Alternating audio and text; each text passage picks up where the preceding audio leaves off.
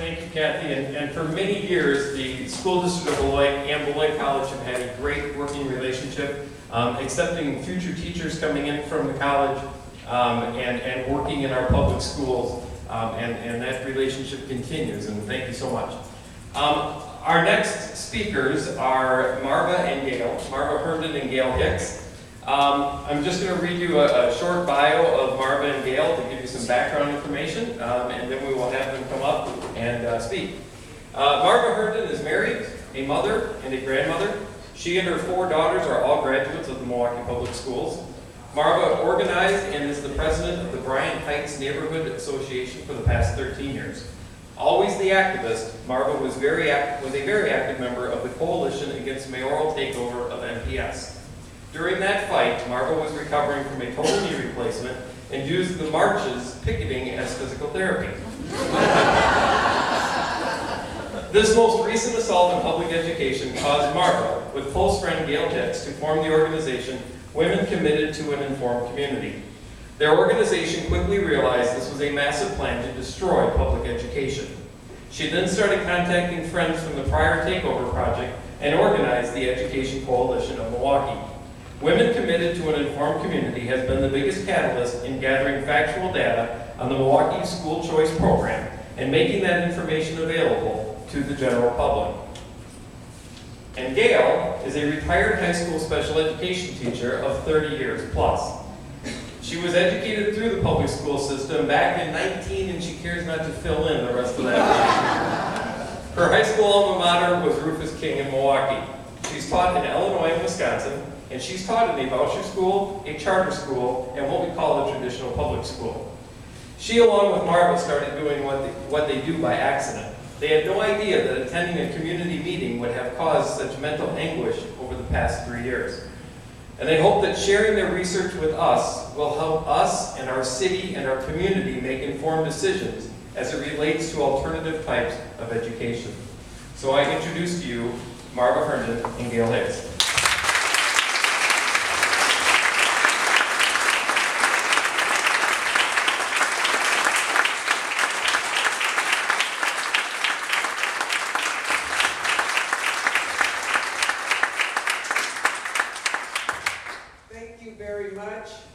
We sometimes are called the tall and the short.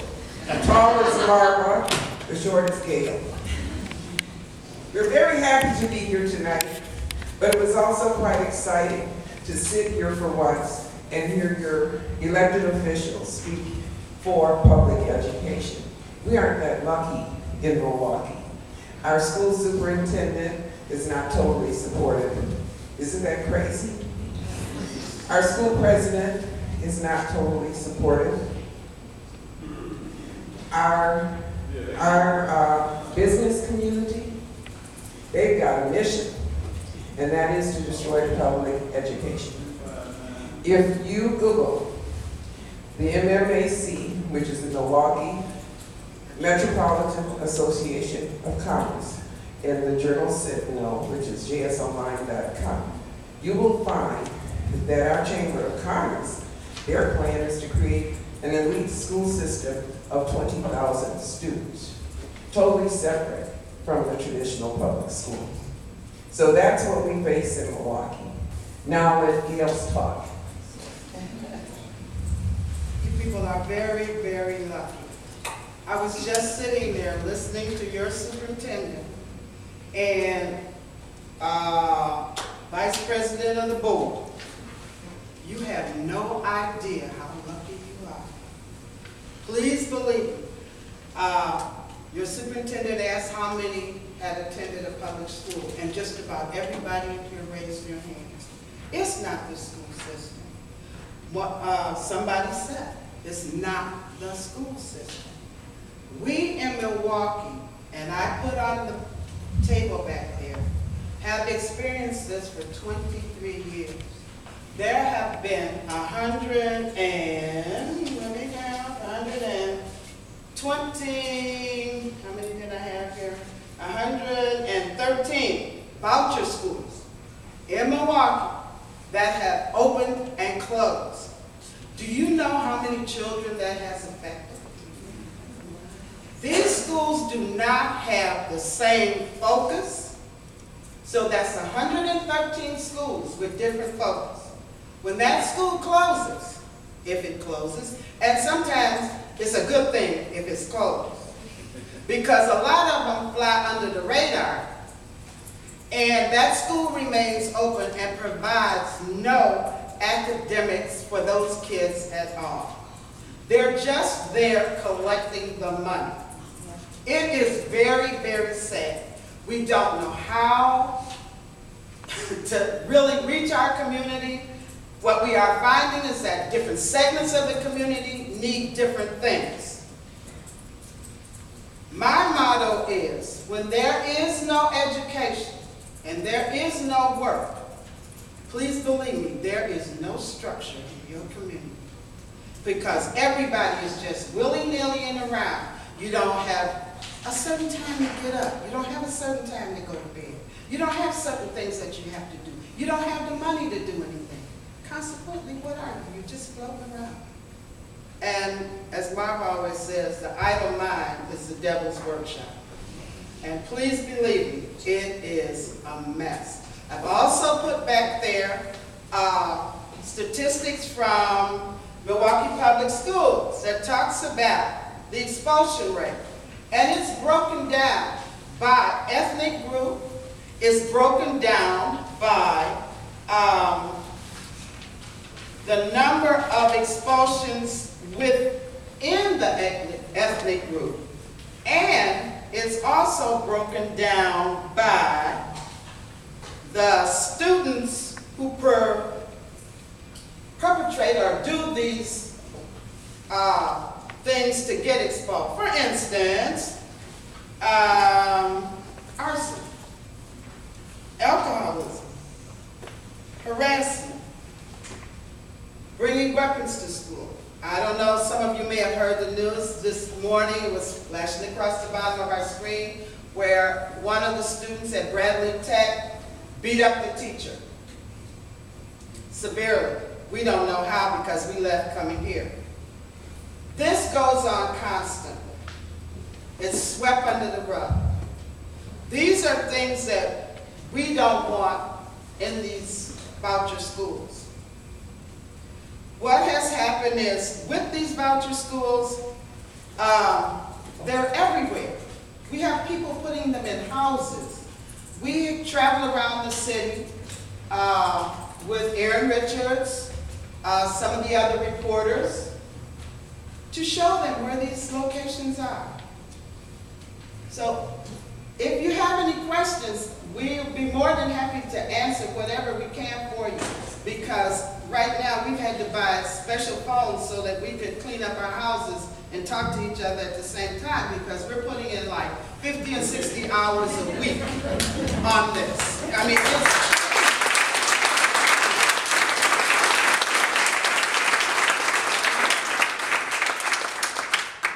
Thank you. One of the things that we typically don't talk about ourselves, and I know many of the elected officials wonder how do we come up with all of this information. The little secret is I'm a computer programmer by profession. So when you see things like this, it's my background that enables us to do quite a bit of that. Now what this sheet depicts is what the Milwaukee school system looks like today, which encompasses choice. We don't have that many copies of it. By the way, we are not a full 1C3, so they can't tell us what to do. We're already retired, so they cannot fire us. My husband is very supportive, so he gives me the money for the ink and the paper, and he even bought me a huge new printer. So right now they can't stop us from doing what we do. If I could briefly show you this, and if someone who would like to have this and able to make copies and distribute it, what it shows is that the top of the chart is the Wisconsin Parental School Choice Program. The next box says voucher payments. Realistically, all of these schools are vouchers. If you think about it, charter gets paid, primarily by the state. It's broken up some kind of way, but primarily by the state. And then I put the traditional public schools right outside. Then you've got the open enrollment, which means that children in the city of Milwaukee can go to schools in the suburban areas as long as the parents provide the transportation. Then we have the parochial schools, which are vouchers, if they so choose to participate, which most of them do. And the private schools, what we found in Milwaukee is the private schools are the ones that tend to be the most fly-by-night. And we mean fly-by-night. They'll be in any storefront, any corner store, any garage. No, there are no checks and balances. The worst one is charter school, owned by Andre Agassi, the retired tennis player. He's interested in making money, you know. It's a charter school. They opened it in a steel processing factory. We fought City Hall. The reason why we're saying you should be very proud of the people sitting at this table. We fought City Hall to try to get them to order environmental soil testing in the steel processing factory. To this day, it was never done. And the students started occupying that school in September 2012. And Gail likes to say about it is, he being a tennis player, he should have at least put a tennis court out there for the kids. But it's nothing but a parking lot with an electric transmission tower about 50 feet from the rear of the buildings. They did put up a 4-foot fence because we were screaming about kids' safety. They put up a 4-foot fence. So how many kids can climb a 4-foot chain link, okay? And so that's the type of thing we see. Now, we were successful in getting a playground ordinance because, as we said, storefronts, factories, shopping malls, warehouses, personal houses. That's what they put the schools in. So, of course, there's no outdoor spaces and facilities like that. So we were at City Hall screaming and yelling and getting ignored in much of the time. But finally, we said we want building ordinances so that they cannot put kids in these types of buildings. Well, our trusted aldermen, who I'm sure get paid here and there, contributions to their campaigns, they said, oh, we can't do the building ordinance. Of course, because the choice advocates were screaming at them.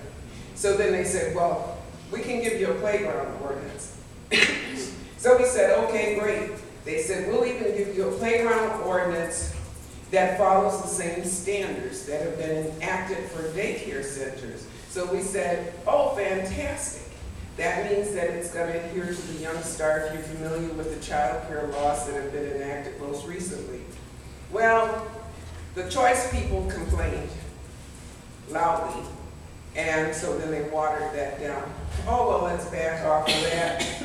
We'll give you a playground, but we'll reduce the size of space. Because originally it was something like 75 square feet per child would be required, or something in that area. They watered that down, and ultimately they finished it with a playground with no fences. So we have an ordinance on the book in Milwaukee that was passed September 2012. The kids can have a playground, but they don't need a fence. That's a sample of it. Now, if Gail wants to hold this, we have here some research that we did, because we couldn't figure out how many schools we had, be it charter or voucher. Well, the green sheet here is how many voucher schools we have. We actually have a total of 143. Of those, about 70 of them are what we call the fly-by-nights. So you can see Milwaukee is really oversaturated. Then we have the charter schools. Now, in some instances, the charter schools can be just as crooked as the voucher fly-by-night. Charters are issued by MPS. We have a total of approximately 35. Charters issued by UW Milwaukee, we have approximately 11. Charters issued by the city of Milwaukee, growing. They have a total of 10, but by the fall of this year, they should have, or next year I should say, they should have 19. What's happening is our dear mayor, our common council president, are going out throughout the country and soliciting charter management organizations, otherwise known as CMOs. These are the big money guys. These are the Wall Streeters. And they're selling away the city between the mayor and our Metropolitan Association of Commerce. So, do you have any questions?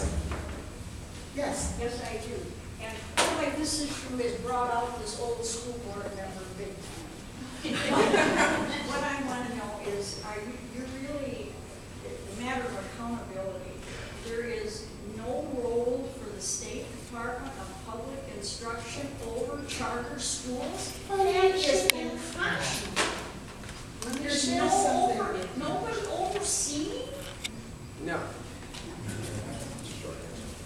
Now Let's clarify slightly, and I mean slightly. Charter schools do have a board, but the board can be crooked, right? Milwaukee's Charter School Review Committee is stacked. Those of you that are educators know Howard Fuller. He was very instrumental in starting this whole mess. Well, Howard Fuller is operating the Charter School Review Committee from his paid-for offices on Marquette's campus. So, that's the city. We've been so busy with the corruption in the city as related to this issue that we've not evaluated the UW charter process, but on the surface it would appear to be far better. And they don't charter as many schools. But the charter schools are supposed to have an entity that manages them, but as I said, it can be bought, paid for, and crooked, as in the case of the city of Milwaukee. I was going to share with you, I'm constantly on the phone to DPI. So when I call, it's like, oh, Gail, what is it now? Okay. DPI, and when we talk about charters and accountability and what they're doing, I'm going to talk about some money. We got this press release, and it said $250,000, okay, for a planning grant. So I want you guys to start thinking about opening up the school. $250,000 for a planning grant. Anybody out here need some money? I got to come up with a plan. Once you come up with that plan, I'm going to give you another $250,000 to implement it. Anybody interested yet? Oh, okay. Well, if you plan, implement, and you stay there a year, I'll give you another $250,000 for staying there. And if you do it to get the $250,000 for what is called dissemination or best practices, you can get up to another $250,000, bringing your grand total to $1 million. There were 24 schools that applied for this money. That means 24 schools can conceivably end up with $1 million. Now, you can get this $250,000 planning money, and you don't have to pay it back, and you don't have to open up a school. These are the things that we are facing in the city. Under the charter, there is only time a charter comes to wherever you are is if someone in your community says, we want you in here, and they go look for them. This is what our mayor and our common council president did along with Dr. Fuller. Went to California, found a charter maintenance organization, and brought them back to Milwaukee. Our superintendent, nobody likes us. I infiltrated a workshop. Now to me, I'm not a lawyer, don't know nothing about law, but to me this is a conflict of interest. You go out and you solicit a company to come in. You're going to pay this company the taxpayers' money to open a charter school. We have one opening this fall. It's called University. Now, our superintendent is from Philadelphia. And where do you think this company is from? Oh, You yeah. get an A. Oh, nobody likes us. We call She's it taught me a like lot about the computer. I'm not a computer person, but I can get on there and find all kinds of stuff, and I just start clicking. I'm proud of And her. click, and click, and you would not believe the stuff that's out there. It is. I mean, this is not secret information. You just have to know how to connect the dots. And most people don't take the time to connect the dots. This is what's going on. Now, there's another thing about the charter money, though, is that they get more per student for charter than they do for vouchers. So I know Scott Walker is giving them a raise, okay? So he's giving them a raise for being in these raggedy buildings or whatever. But I think it's approximately $7,500 for the charter school student, and it's $64.44 for a voucher. And while I'm speaking, I'd like to say vouchers paid directly out of our property tax money. What they do is save MPS's budget. They give the money, whatever you normally get for your public school system. Say it's $50,000 to make it simple. And then you get all of these vouchers, be it Catholic, Lutheran, fly-by-night, doesn't matter. You get them. Those $6,400 per student comes out of the budget of the public school system. So if you think you don't have any money to operate your public schools, just wait. Another thing too, it is to your advantage to be a low-performing school. Voucher. Charter. Charter, right? Oh, that's right, it's a charter. A low-performing school. Because if you are a low-performing school, then your school is eligible for $1.5 million. Grant. Now, out of this money, what happens is the company that you choose to partner with will get part of that money. And then you have the rest of that money to supposedly improve your school, which doesn't happen. So you're steady taking, why would you cut off your nose to spite your face? Don't improve your school. Get another $1.5 million and keep it rolling. And you can do this up to 5 years. That's right. Nobody likes this. So the objective as a voucher, as a charter school, is that you don't necessarily want to be successful. There's such a financial advantage to this whole piece of crap, you know, and I have to call it what it is. It's a rip-off scheme. That's all it is. And then to have our elected officials, you know, selling it out. And the only way we found out about the $1.5 million